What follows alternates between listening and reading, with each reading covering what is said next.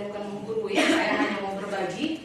Jadi saya mau membahas sedikit mengenai posisi kontrol guru. Jadi menurut penelitian, posisi kontrol guru ini ada 5. Yang pertama sebagai penghukum, kedua pembuat rasa bersalah, ketiga teman, 4 pemantau, yang kelima manajer.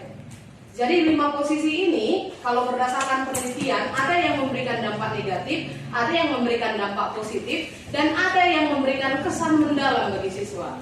Jadi kalau dia tipe penghukum, biasanya contoh, ini saya buat contoh. Ada siswa yang melanggar peraturan yang sudah dibuat di sekolah. Lalu guru langsung berkata, kau udah melanggar peraturan, lari keliling lapangan, atau push up, atau langsung dicubit, atau langsung dipukul. Maka di situ posisi guru sebagai penghukum.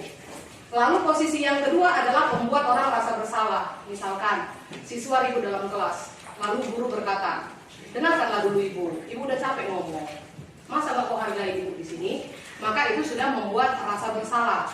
Jadi berdasarkan penelitian, posisi kontrol yang 2 itu akan meninggalkan kesan negatif pada siswa.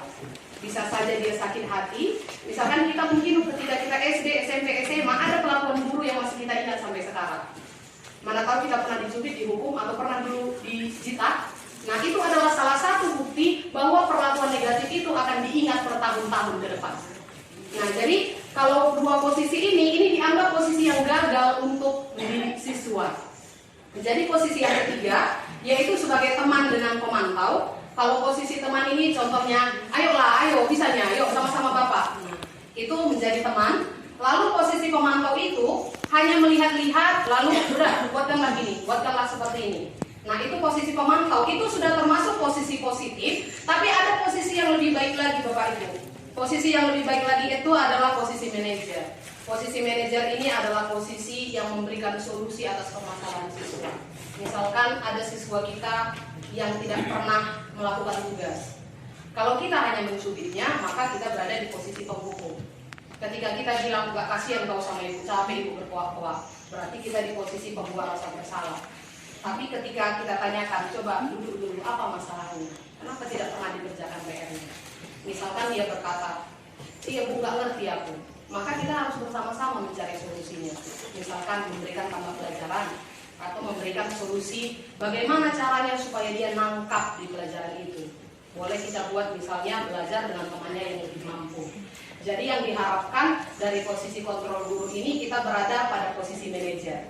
Jadi kita sama-sama belajar karena saya pun sebenarnya belum mampu masuk ke manajer itu. Gitu. Terkadang kalau misalnya hanya satu-satu masih bisa di posisi manajer ditanyain. Tapi kalau sudah rame-rame terlambat pula, maka langsunglah main posisi penghukum. Langsung dipukul, tak seperti itu ya Bapak Ibu. Itu untuk posisi kontrol guru. Lalu selanjutnya untuk proses pembentukan keyakinan kelas yang tadi sudah disampaikan, berikut merupakan langkah-langkah prosesnya. Yang pertama, mempersilakan warga sekolah atau murid untuk bercurah pendapat tentang peraturan yang perlu disepakati di sekolah. Jadi perbedaan antara keyakinan dengan peraturan itu diberikan oleh satu pihak. Tidak boleh bawa handphone, tidak boleh ini, tidak boleh itu. Tapi kalau dia keyakinan kelas, dia akan berdiskusi dan disepakati bersama. Misalkan tadi saya sudah praktikan di 11 IPA 1, saya tanya apa keyakinan yang mereka inginkan. Saya bagi kertas, ternyata ada yang menulis belajar dengan bahagia. Nah, berarti itulah harapannya ketika belajar. Ada lagi yang menuliskan di situ dapat tersenyum dalam kondisi apapun. Berarti mau tidak selesai tugasnya tersenyum. Dan ada tadi yang membuat jika melihat sampah akan membuangnya tanpa beban. Nah, karena itu kesepakatan mereka, maka sudah kami masukkanlah itu ke dalam keyakinan kelas. Lalu yang kedua mencatat semua masukan. Lalu yang ketiga menyusun keyakinan tersebut. Dan perbedaan keyakinan kelas dengan peraturan, kalau dia keyakinan kelas biasanya kalimatnya positif. Misalkan, jangan berlari di kelas atau koridor. Diganti menjadi berjalanlah di kelas atau koridor. Jangan mengganggu teman, maka diganti kalimatnya dengan hargailah temanmu. Karena kalimat negatif biasanya penuh tekanan. Lalu yang keempat, tinjau kembali daftar curah pendapat. Lalu tinjau ulang keyakinan yang sudah dibuat bersama-sama. Yang keenam, setelah keyakinan tersebut selesai dibuat, maka seluruh warga boleh meninjau dan menandatangani keyakinan tersebut sebagai bukti kesepakatan bersama. Lalu yang ketujuh, keyakinan sekolah atau kelas selanjutnya dilengketkan di dinding kelas seperti contoh yang sudah kita buat di depan. Ya. Ya, jadi ini berikut adalah contoh keyakinan kelas. Ini untuk SD ya Bapak Ibu. Keyakinan kelas 1, setiap anggota kelas perlu belajar. Anggota kelas perlu senang.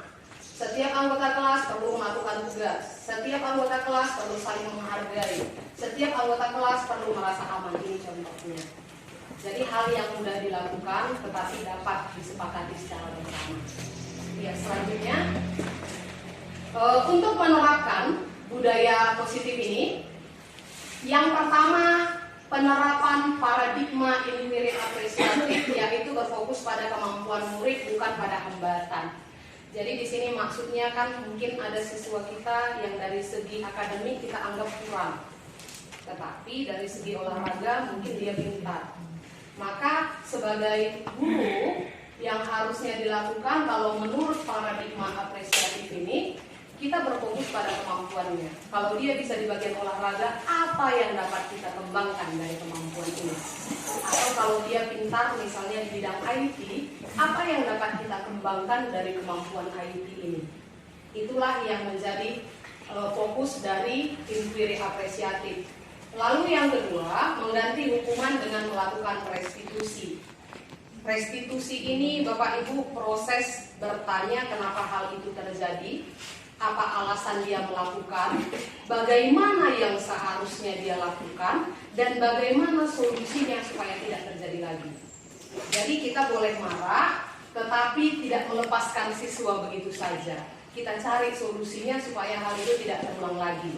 Kalau hukuman, tidak siap PR, lari keliling lapangan, itu hukuman.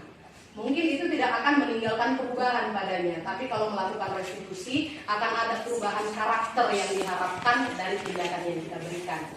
Lalu yang ketiga, menumbuhkan motivasi internal dengan menghindari pemberian penghargaan yang merusak motivasi tersebut. Jadi pemberian penghargaan ternyata tidak semua positif Bapak Ibu. Jadi kalau memberikan penghargaan bisa juga merusak hubungan. Misalkan kita memberi penghargaan bagi nilai tertinggi, maka akan ada rasa sakit hati bagi yang sudah belajar tetapi tidak memperoleh nilai nomor 1. Jadi bagaimana caranya? Caranya kita tumbuhkan dulu motivasi internal di dalam dirinya bahwa dia belajar bukan untuk hadiah. Dia melakukan itu bukan untuk mendapatkan hadiah, itulah dia. Jadi kita jelaskan dulu, misalkan dia belajar itu akan berguna bagi dirinya di masa depan nanti. Contoh, dia ikut fashion show tidak hanya memperebutkan uang 500.000, tapi itu akan melatih dirinya menjadi berani, menggali potensinya. Itu yang mau kita jelaskan untuk menumbuhkan motivasi internal. Jadi itu adalah tahap-tahap menerapkan budaya disiplin positif. Iya, sebagai penutup, jadi dari semua yang saya sampaikan tadi Bapak Ibu, maka saya tidak dapat melakukan itu sendiri, begitu juga dengan Bapak Kepala Sekolah sendiri. Untuk mewujudkan budaya positif di sekolah diperlukan kerjasama dengan semua pihak untuk mengambil peran dalam mewujudkan visi tersebut. Karena kalau hanya kami yang mengerjakan tidak bisa, tapi kalau ada dukungan dari Bapak Ibu guru, dari wali kelas, maka visi itu akan bisa dicapai. Dan visi yang berhasil hendaknya dapat diukur dengan perilaku yang dapat diamati. Kalau ada perubahan pada siswa kita berarti kita berhasil. Tapi kalau tidak ada perubahan berarti harus ada yang direfleksikan kembali. Ya, demikian yang dapat saya sampaikan. Terima kasih. Dan guru ya, saya hanya mau berbagi. Jadi saya mau membahas sedikit mengenai posisi kontrol guru. Jadi menurut penelitian posisi kontrol guru ini ada 5.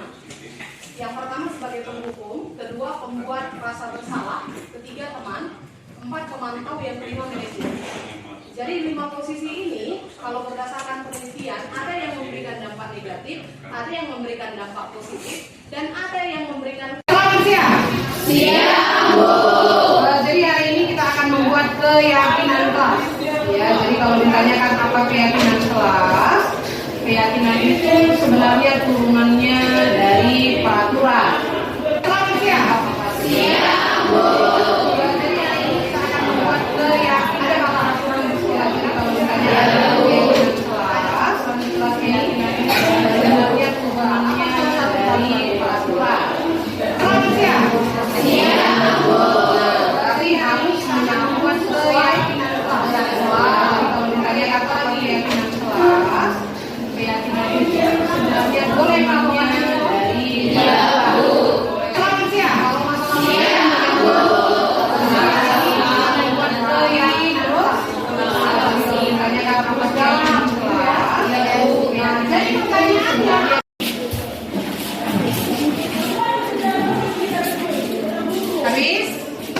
Ya, baiklah kalau begitu kita akan lihat apa keyakinan yang sudah dibuat.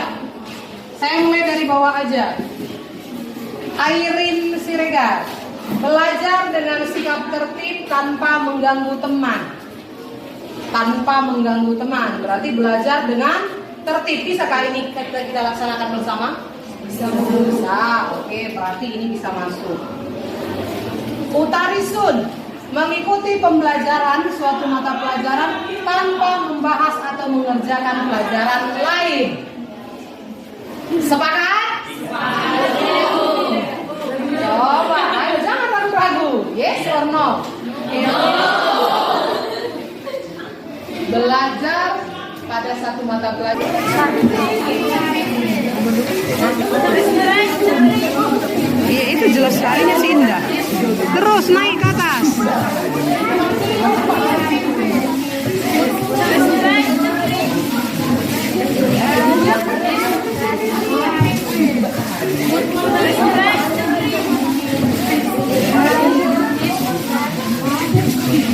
Oke, saya langsung tulis G. Pak Bea, Videonya ini video. Dekat keluar kan? Hanya ini kan? Oke. Pak Bea.